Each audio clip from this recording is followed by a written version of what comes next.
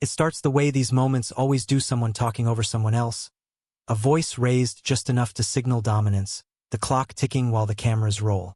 Chip Roy didn't just interrupt Jasmine Crockett once. He didn't do it twice. He kept doing it, again and again, betting that the chaos would blur into background noise like it always does. What he didn't anticipate was that this time, the interruptions would stack. The record would build.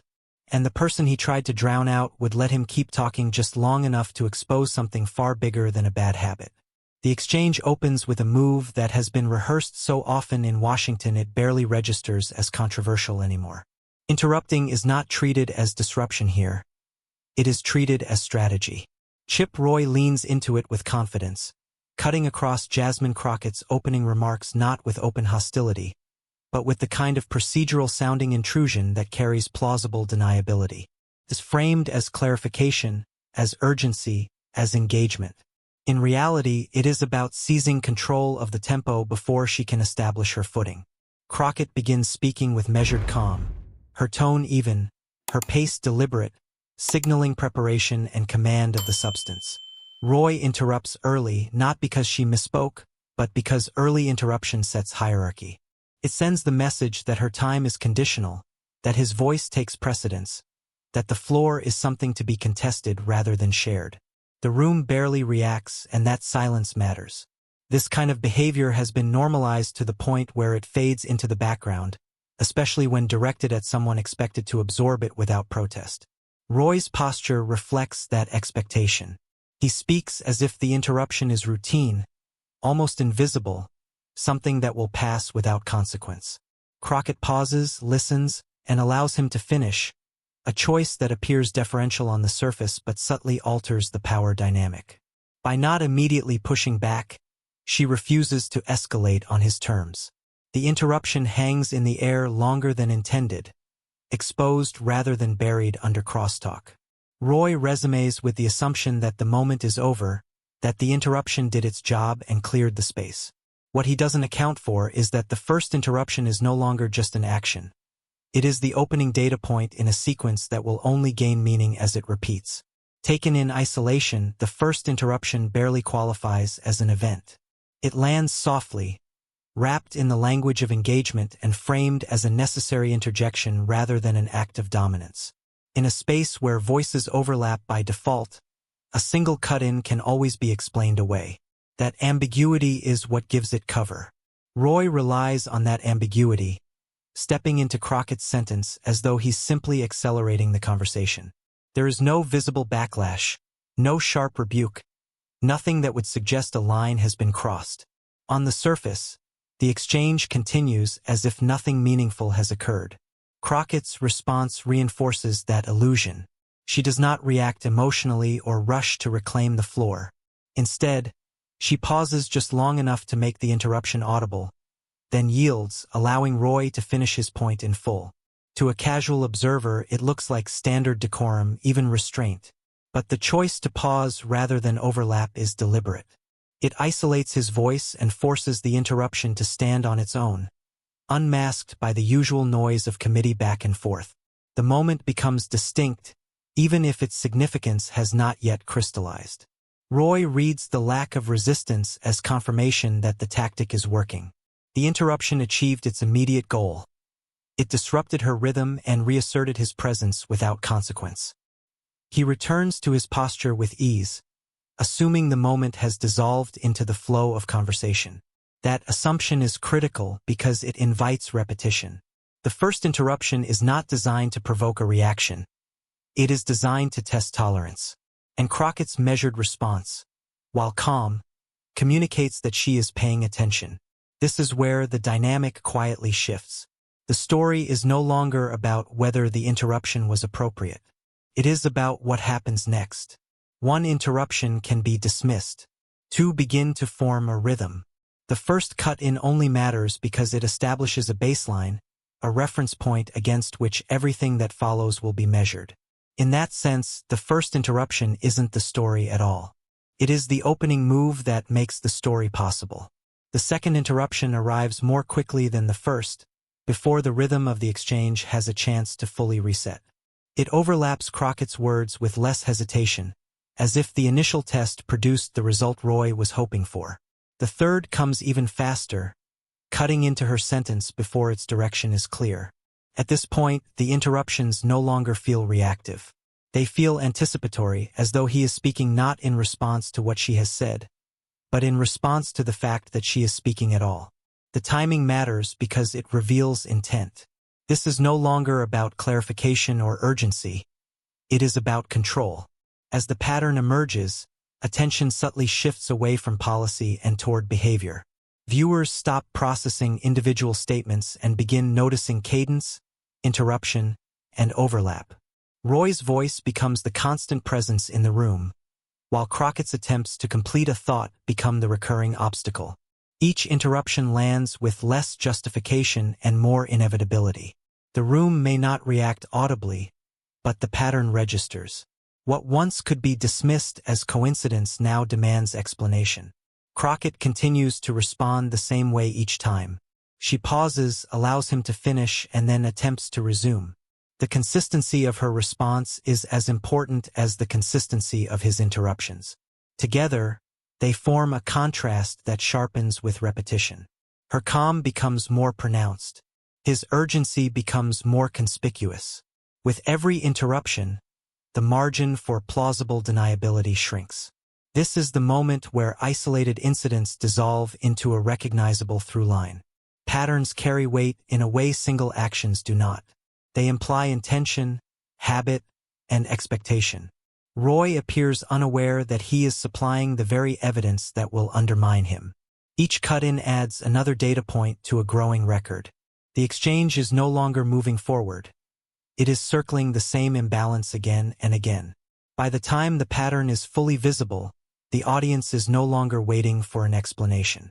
They are waiting to see how long it will continue, and whether anyone will acknowledge what has become impossible to ignore. None of this is happening in a private conversation where memory can soften edges or intentions can be retroactively reframed. Every second unfolds under fixed cameras, high-definition microphones, and a public record that does not forget. The presence of the cameras changes the stakes entirely, even if not everyone in the room is acting like it. Roy speaks as though the moment will dissolve once the exchange moves on, as though interruptions are fleeting and context will protect him later. That assumption has held up before in spaces where only fragments make it out. Here, nothing is fragmentary. The footage captures tone, timing, and sequence with unforgiving precision. Crockett understands this environment instinctively.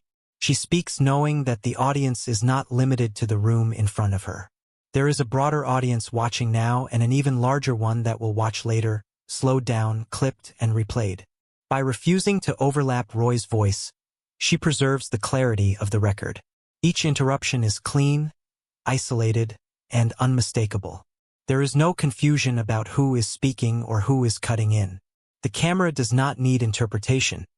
It shows exactly what is happening. The permanence of the footage transforms the exchange into something cumulative. Interruptions that might once have been dismissed as momentary become time-stamped events. The order matters.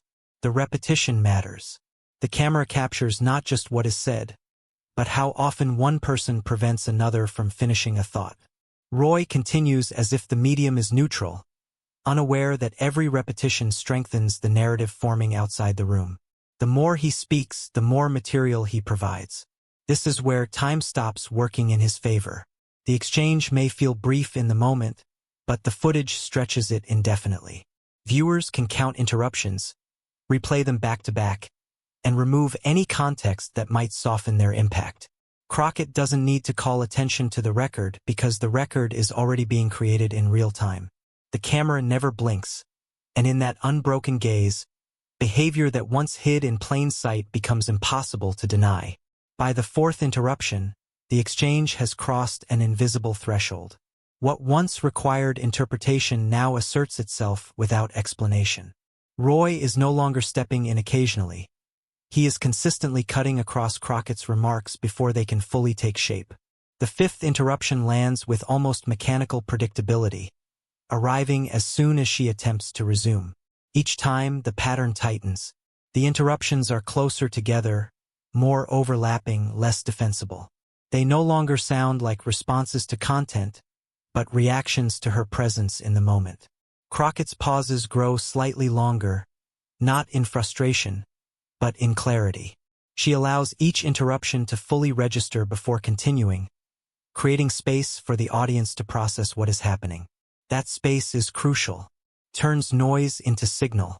Viewers begin counting, even if subconsciously. 4 becomes 5. 5 becomes something that feels excessive. By the time the 6th interruption occurs, it lands with weight because it completes a sequence. 6 is not an accident. It is a through line. At this point, the substance of the discussion has almost faded into the background. The behavior itself has become the story. Roy's voice dominates the soundscape, but it also dominates the pattern. There is no longer any plausible explanation that accounts for the frequency. The repetition strips away intent and leaves only effect.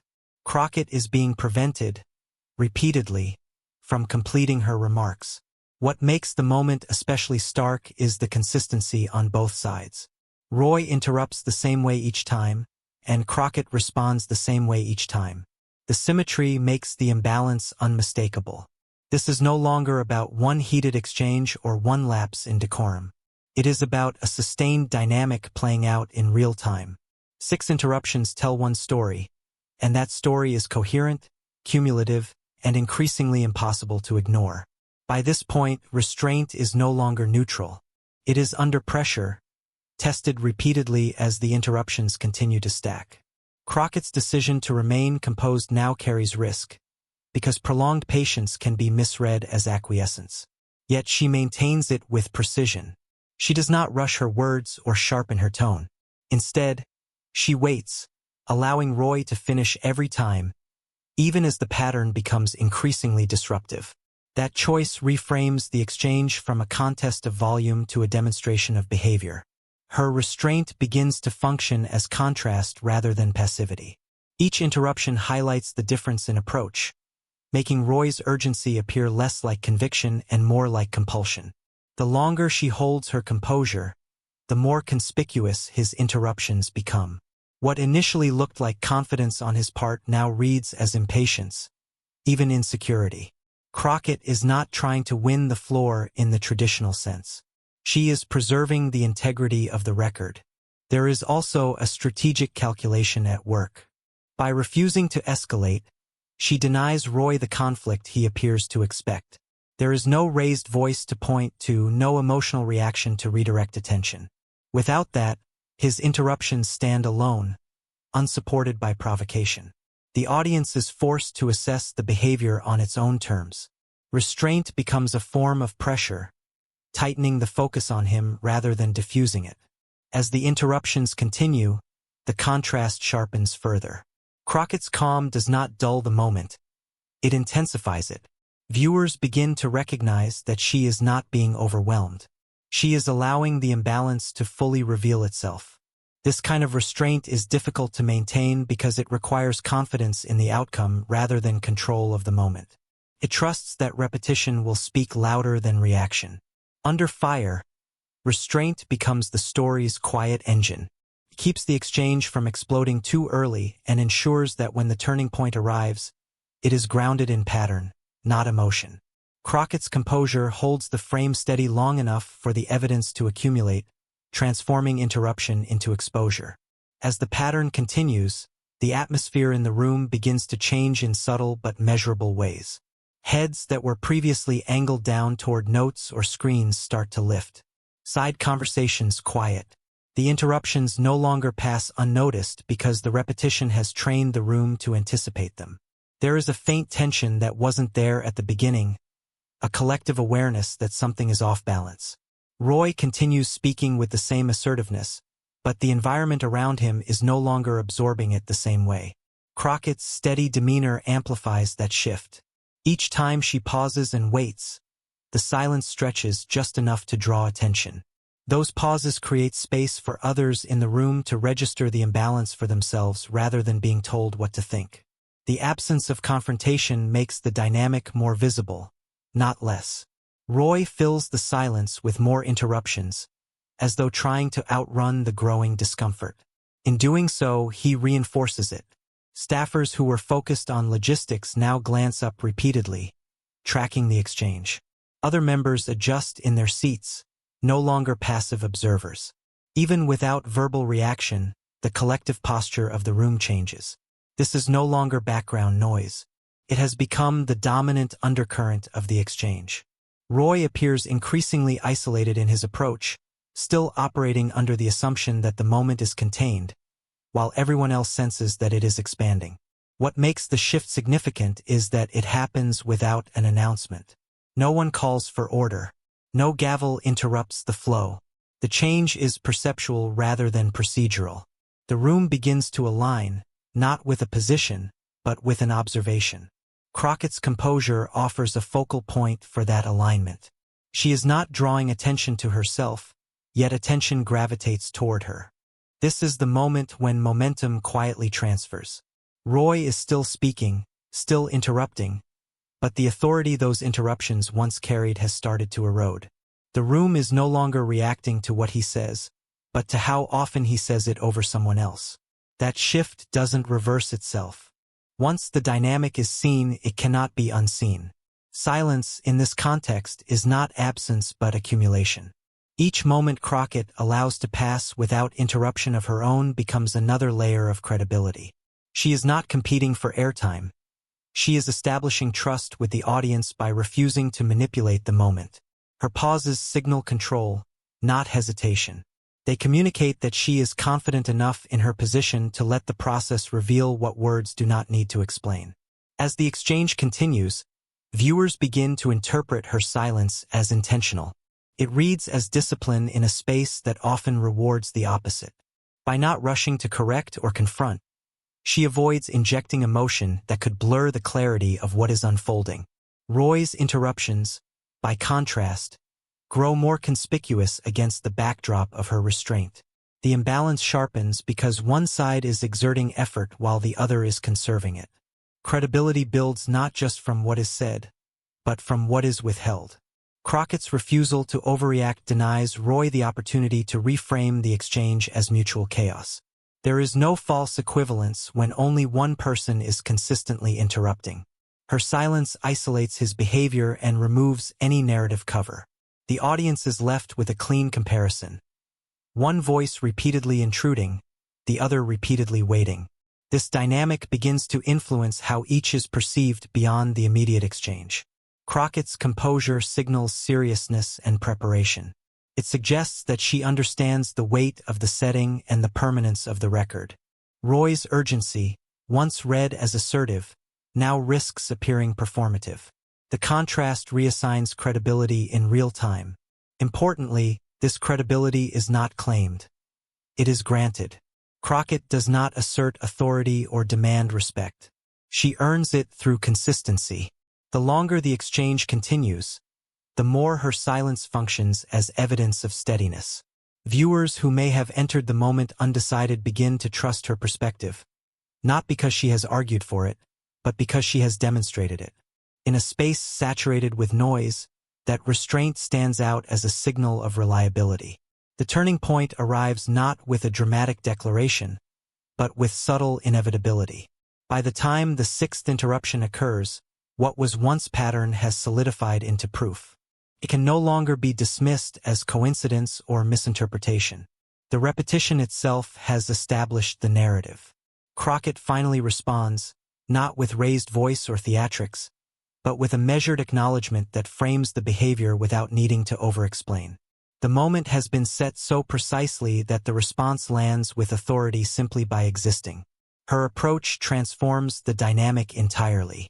Roy, expecting compliance or distraction, encounters calm clarity instead. Crockett does not escalate. She reframes. She identifies the interruptions as a pattern, noting the sequence in a way that leaves the audience able to see what has been occurring for themselves. The record, already captured by the cameras, now aligns perfectly with the narrative she constructs. 6 interruptions are no longer just individual acts. They become an undeniable argument embedded in the exchange itself. What makes this turning point powerful is that it is both decisive and understated. There is no confrontation, only recognition. The audience sees that restraint does not mean weakness, it means control. Roy's repeated interruptions, once signals of dominance, now reveal compulsion.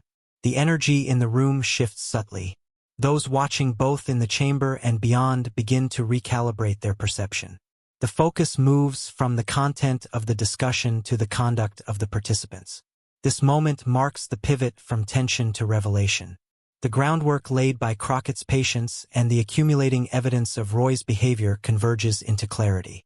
The narrative is no longer about him controlling the floor. It is about him exposing himself through his own repeated actions. The turning point solidifies because it is based on fact, timing, and calm strategy, making it impossible to ignore and setting the stage for the subsequent unraveling of control. Crockett doesn't need to elevate her voice, issue accusations, or appeal to emotion. Instead, she relies on the facts, the sequence, the count, the timing to do the work for her. Each interruption is an independent data point, and by letting them accumulate without embellishment, she transforms behavior into evidence. The audience is able to see clearly what has happened. 6 deliberate interruptions that prevent her from completing her statements. By presenting it this way, the pattern becomes self-evident, leaving little room for denial or spin. Her approach is surgical.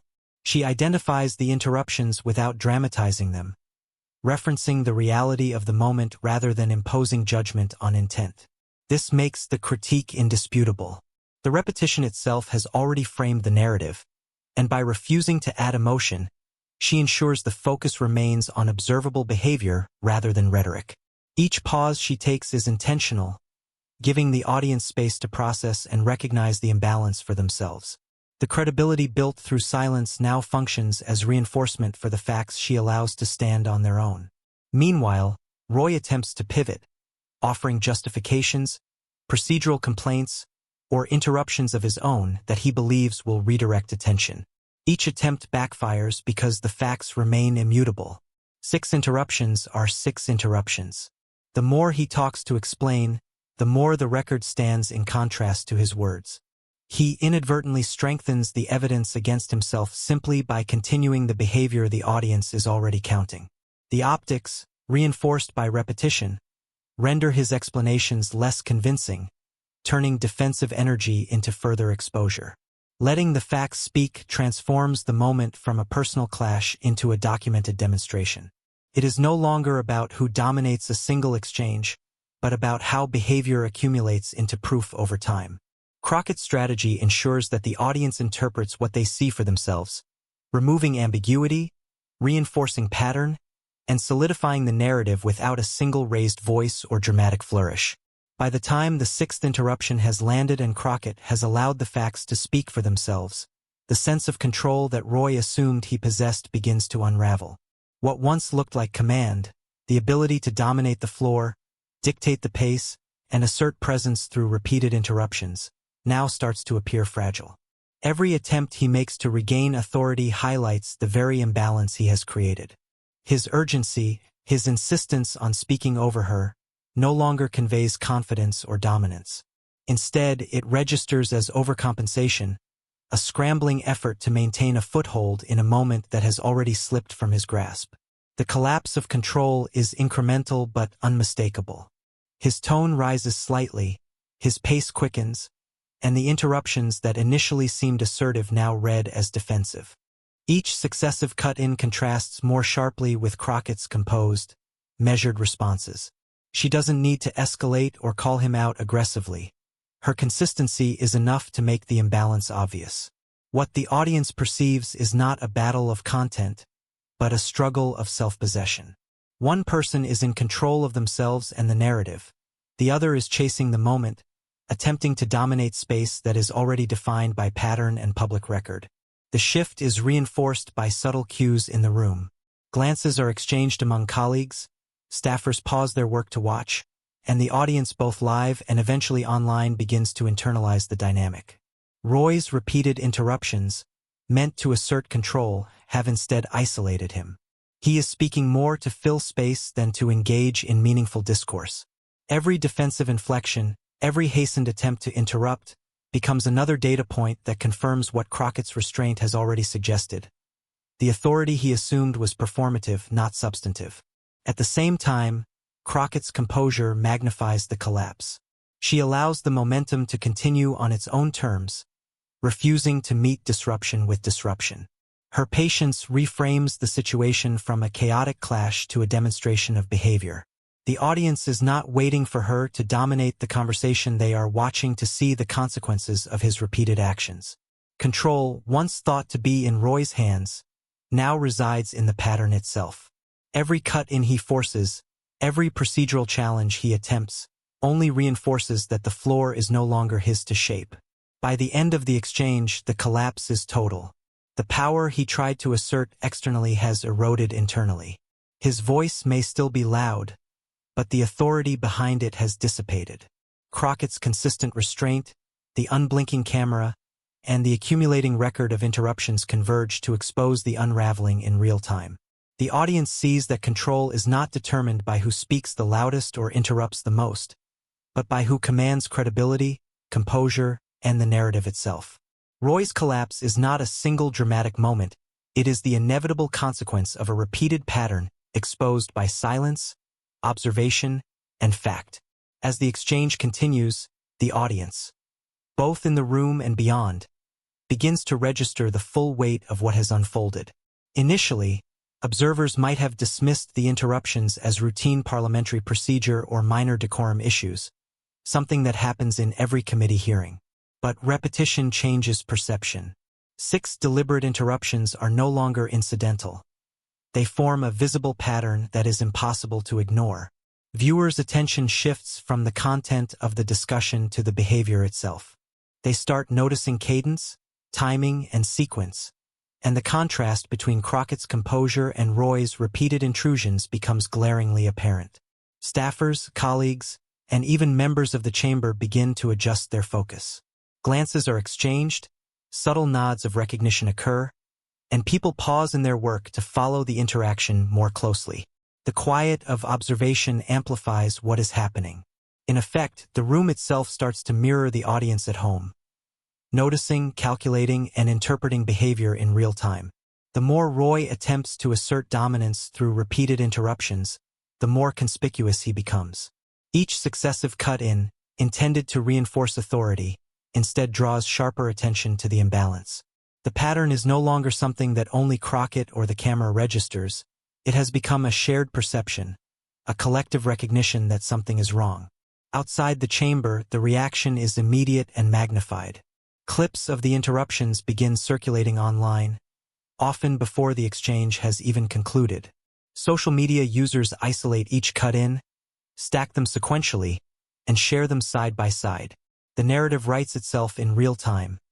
One person repeatedly prevented from finishing, another asserting control through volume rather than substance. The facts alone captured on video communicate what words could not. The audience does not need to be told that a dynamic has shifted. They can see it clearly. Viewers' engagement accelerates as empathy and frustration converge. Many recognize a familiar imbalance, one they may have experienced in meetings, classrooms, or workplaces. Crockett's calm response resonates because it mirrors the way people wish they could handle similar situations. This relatability fuels the spread of the footage and heightens the sense of outrage. By the end of the exchange, audience reaction is no longer passive. The collective observation has crystallized into understanding. The interruptions were not just isolated missteps, they were deliberate acts that reveal character. The impact of the moment, amplified by shared perception, ensures that Roy's conduct and Crockett's response will continue to dominate discussion long after the gavel falls. By the time the pattern of interruptions is fully visible, a deeper layer of the story begins to emerge: hypocrisy. Chip Roy has spent years publicly framing himself as a defender of decorum, procedure, and respect on the House floor. He has built narratives around the importance of rules, the sanctity of order, and the expectation that colleagues honor one another's right to speak. In theory, those principles suggest a baseline of fairness, a commitment to letting others finish before asserting one's own voice. Yet here, in real time, those very words collide with his actions. 6 deliberate interruptions demonstrate a disconnect between what he preaches and how he behaves. Each repetition amplifies the contradiction. The first interruption might have been brushed off as procedural urgency. The second and third could be explained away as a tight schedule or a need to clarify points. But by the sixth, the cumulative effect is undeniable. The record exists in real time, visible to both the people in the room and the millions who will watch the footage online. His behavior, intended to assert dominance or control the narrative, instead exposes a gap between rhetoric and reality. This is the kind of hypocrisy that resonates because it is self-evident. The audience does not need interpretation. They can see it with their own eyes. Crockett's strategic restraint compounds the exposure. By not reacting with anger or theatrics, she allows the contrast to emerge organically. Every calm pause, every measured continuation of her speech, functions as a counterpoint to his repeated intrusions. The audience sees a clear disparity.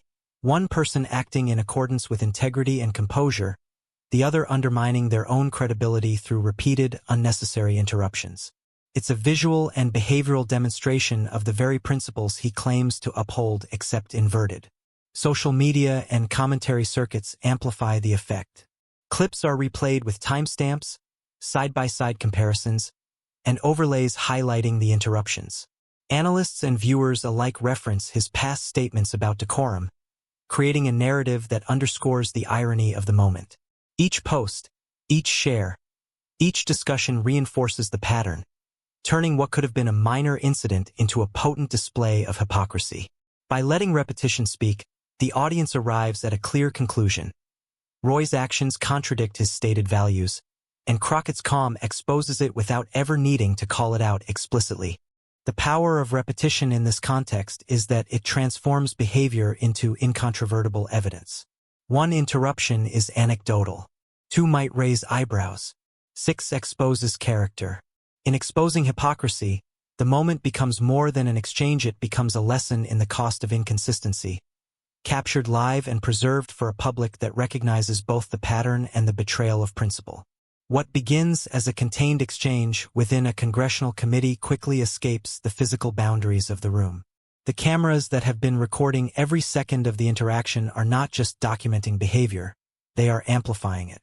Footage of the 6 interruptions, paired with Crockett's measured restraint, spreads almost immediately. Clips are shared with colleagues, circulated among staffers, and eventually make their way onto social media, where the visual evidence transforms an internal confrontation into a public spectacle. The moment ceases to belong solely to the chamber. It becomes part of a broader narrative consumed by millions who were not present. The impact of this migration is profound. What might have been dismissed as a minor procedural spat is now a widely accessible record of behavior. Every observer can see the pattern in unbroken form. Roy's repeated interruptions, which in the room may have initially appeared subtle or defensible, now appear glaringly excessive.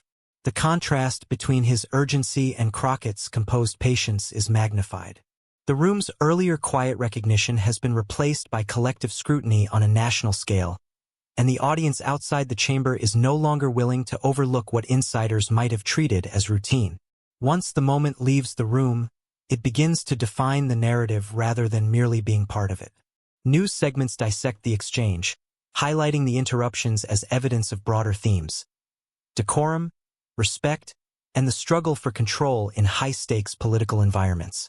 Analysts and commentators reference both Crockett's composure and Roy's repeated disruptions, framing the story as a cautionary tale of overreach and the consequences of behavior that contradicts publicly stated principles. Each replay, each clip stacked against itself, serves to reinforce the imbalance and ensure that the audience perceives a clear through line. The viral spread also alters the stakes for those involved. Roy's interruptions are no longer minor tactical moves, they are part of a permanent, publicly scrutinized record. Attempts to justify or contextualize the behavior are undermined by the visual evidence, which speaks more loudly than any explanation. Meanwhile, Crockett's patience, once a quiet strategy of control and documentation, becomes a defining feature of her public perception. She is framed as disciplined, credible, and unflappable, a figure who allowed behavior to reveal itself without needing to raise her voice or directly confront the interruptions. In leaving the room, the moment transforms from a localized event into a cultural touchpoint. It shapes public discourse, influences media narratives, and becomes a point of reference for understanding both participants' conduct. The energy that started as a personal interaction expands outward, allowing viewers across the country to witness, analyze, and react. Control, influence, and credibility are now measured not only by what occurred in the chamber, but by how that occurrence is interpreted and shared. Once the footage circulates, the story takes on a life of its own, ensuring that the consequences of this exchange extend far beyond the immediate participants. Once the footage of the exchange begins to circulate widely, the consequences for Roy become immediate and enduring. Attempts to minimize or contextualize the interruptions are undermined by the clarity and repetition captured on camera. Every explanation, every defensive statement, only draws more attention to the very behavior he hoped would be overlooked. The public record is relentless. 6 interruptions, all documented, all visible. The narrative no longer relies on opinion. It is built on unalterable fact. The optics, once contained, now dominate the discourse, making any attempt to rewrite the story extraordinarily difficult. Each subsequent effort to defend himself or justify the interruptions paradoxically reinforces the perception of overreach. The pattern has already been established, and no verbal clarification can erase the sequence of events recorded in real time. Clips are replayed, time-stamped, and shared, often side by side, leaving little room for reinterpretation. Even allies who might have attempted to frame the moment as procedural or benign find themselves contending with undeniable visual evidence. The record speaks louder than any talking point or media statement. Every statement from Roy in the aftermath risks drawing new attention to the behavior he is trying to explain away, turning defensive communication into further exposure. Meanwhile, Crockett's response, or lack of dramatic response, continues to fortify her public image. By maintaining composure and allowing the evidence to accumulate organically, she has positioned herself as disciplined and credible. Her restraint contrasts sharply with Roy's increasingly conspicuous attempts to regain control, reinforcing the narrative that he has overstepped while she remains measured and authoritative. The longer the footage circulates, the more entrenched this perception becomes. Attempts to mitigate the impact are therefore not just challenging. They are structurally disadvantaged by the way the exchange unfolded. The permanence of digital and broadcast media ensures that the moment cannot be undone. Unlike private missteps or fleeting verbal gaffes, this exchange has been preserved in high definition, time-stamped, and widely distributed. Public memory is reinforced every time the clips are replayed, cited, or referenced in commentary. The consequences extend beyond immediate public perception. They influence media framing, social discourse, and political reputation. For Roy, what was initially an attempt at dominance becomes a lasting symbol of overreach and inconsistency.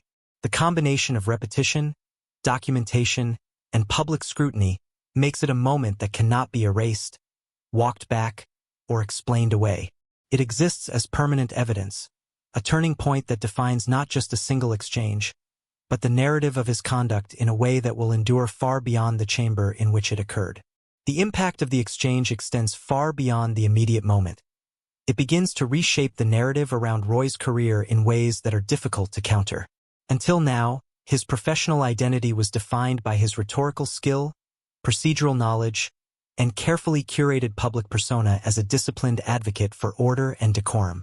That carefully constructed image is suddenly fractured, replaced by a narrative built on repetition and visibility. The 6 interruptions, captured in crisp, unbroken footage and amplified through social media and news outlets, become shorthand for behavior that contradicts his stated principles. The story is no longer about policy or legislative acumen, it is about conduct under scrutiny, and the consequences are immediate. What makes this shift so powerful is the permanence of the record. The footage itself functions as both evidence and narrative, allowing observers to interpret character without relying on selective reporting or editorial framing. Viewers can see, in real time, the contrast between his repeated intrusions and Crockett's disciplined responses. That contrast reframes authority. Crockett's calm composure becomes synonymous with professionalism and credibility, while Roy's interruptions signal impulsivity and overreach. The audience internalizes this distinction, and with each replay, the association strengthens. Career identity, which often relies on perception as much as accomplishment, begins to tilt decisively. This is further reinforced by the reaction outside the chamber. Analysts dissect the behavior, commentators highlight the sequence, and clips circulate as examples of hypocrisy and procedural disregard. Each discussion, each share, embeds the narrative further into public consciousness. Future appearances, speeches, and debates will now be viewed through the lens of this incident. What once might have been considered minor infraction or partisan tactics now defines a recurring framework for interpreting his professional behavior. Every new action is filtered through the lens of 6 deliberate interruptions, measured composure, and the public record that cannot be erased. At the same time, Crockett's career trajectory benefits from the contrast. Her composure and strategic patience are highlighted repeatedly, positioning her as disciplined, credible, and capable of commanding a moment without theatrics. The narrative shift is not only about exposing Roy, it also elevates her stature. In the eyes of the public and media, she becomes the standard against which behavior, professionalism, and strategic restraint are measured. The exchange, once a singular interaction, now functions as a defining episode that informs broader perceptions of both participants. For Roy, the consequences are enduring. The incident reframes the narrative of his career, turning a moment of assertive behavior into a permanent marker of overreach, while Crockett emerges with reinforced authority and credibility that will influence perception far into the future. The resonance of this moment extends far beyond the immediate participants because it tapped into a dynamic that millions of viewers recognized from their own experiences. On the surface, it was a congressional exchange, procedural and specific, but the underlying tension, being interrupted, dismissed, or talked over, translates easily to everyday life. People see themselves in Crockett's position, attempting to speak, assert an idea, or maintain composure while someone else repeatedly intrudes. That universality creates an emotional connection between the audience and the narrative unfolding on camera, which makes the exchange more compelling than a typical political argument or partisan squabble. Part of the resonance comes from the clarity of cause and effect. Crockett did not raise her voice, launch personal attacks, or try to dominate the room through theatrics. She simply allowed the interruptions to occur, one after the other, and the sequence itself became the story. 6 interruptions, methodical and undeniable, provided a visual and behavioral record that viewers could immediately process. There was no need for spin, commentary, or explanation. Repetition delivered the message. The audience was not being told what to think. They were watching evidence accumulate, and that accumulation naturally provoked recognition, outrage, or empathy. Another reason the moment resonated is the contrast it created between the 2 participants. Crockett's patience, calm, and strategic restraint stood in sharp relief against Roy's repeated interruptions and mounting urgency. Observers could not help but notice the difference. Her composure became a visual shorthand for integrity and credibility, while his behavior suggested overreach, frustration, or even impulsivity. That contrast made the narrative visually and psychologically satisfying. The person who remained disciplined emerged stronger, and the person whose actions contradicted their own stated principles undermined themselves without needing explicit commentary. The viral potential was further fueled by timing and context. Audiences have been conditioned to recognize hypocrisy, performative behavior, and abuses of power, especially when they are presented in real time with visual evidence. Crockett's handling of the situation mirrored what many people wish they could do in their own lives: allow someone's behavior to expose itself rather than reacting impulsively. This relatability drove engagement, as viewers shared clips, dissected patterns, and debated the implications across social media. Each replay reinforced the story, making the moment feel immediate, relevant, and consequential. Finally, the resonance is psychological and emotional. The moment tapped into a sense of justice being served organically, without melodrama. Viewers felt a sense of satisfaction in witnessing accountability emerge from behavior alone. They also experienced tension, anticipation, and release, The interruptions created suspense, Crockett's patience heightened it, and the cumulative record delivered a resolution that felt earned.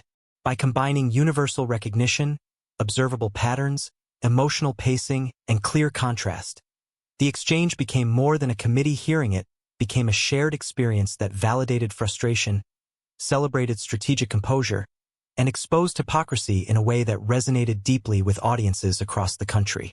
Even after the gavel falls and the formal session ends, the aftermath of the exchange continues to unfold in ways that are both immediate and enduring.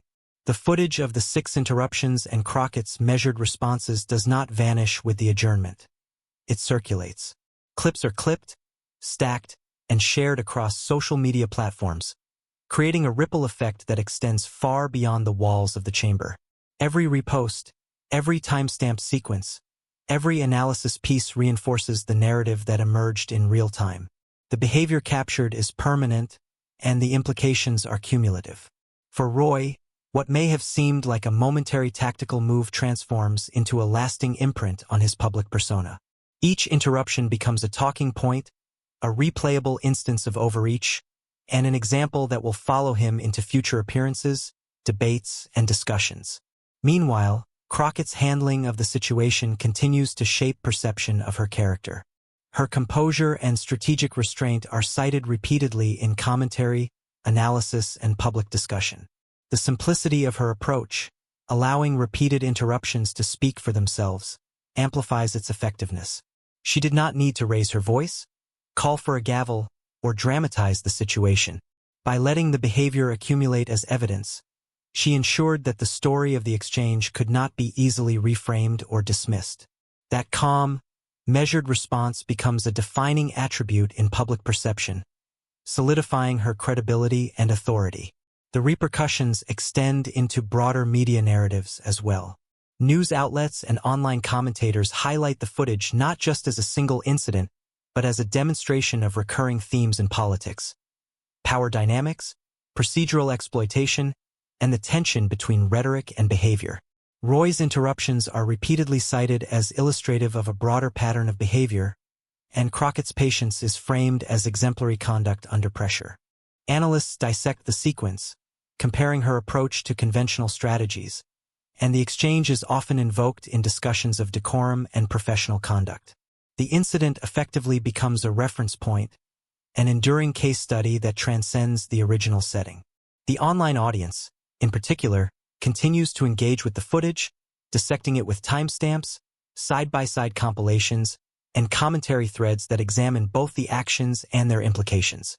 Social media magnifies the reach and impact exponentially, ensuring that the narrative does not remain confined to Washington insiders.